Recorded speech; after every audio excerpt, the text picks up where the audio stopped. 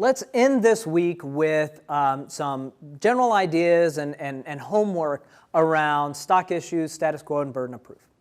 So what I want you to do is you can either pause the video, you can do it at your desk, you can just do it in your head. What I would like you to do is just list out all the possible stock issues for a persuasive topic. This can be a persuasive speech that you're working up for this class, or it could be something that you're working on outside of this class.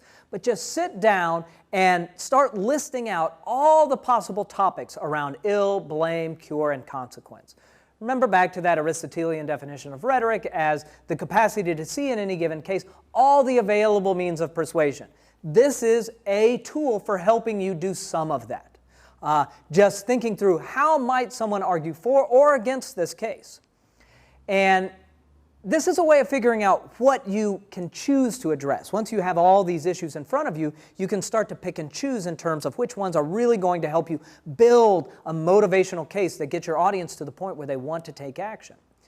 But it's not necessarily the order in which you'll address it. That Obama speech that we listened to, he did a straight stock issues case, ill, blame, cure, consequences. That may not be how you run through your speech, but by going through your topic with these stock issues in mind, you can develop a number of ideas. And you probably won't end up using all of the ideas that you identify anyway, but it is a good activity to get everything out on a single sheet of paper so you can start thinking through what options you have in terms of argument and evidence and arrangement.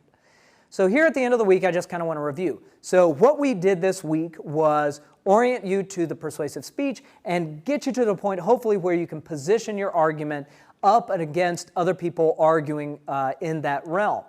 So in terms of orientation, we talked about the assignment, the rubric, and we analyzed a sample. And in terms of positioning the argument, we talked about status quo, burden of proof, and stock issues. So this material should help you very tangibly.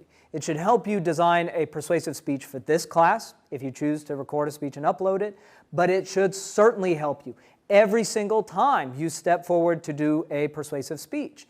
This could be your next fundraiser, or it could just make you a sharper thinker in business meetings.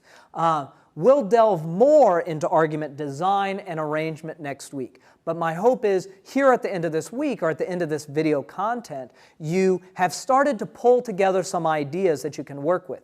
Even if you don't record a speech and upload it for this class, I think you're going to gain more out of this material if you're working on a presentation, an argument. Because then you have to make choices instead of just think abstractly about what burden of proof means.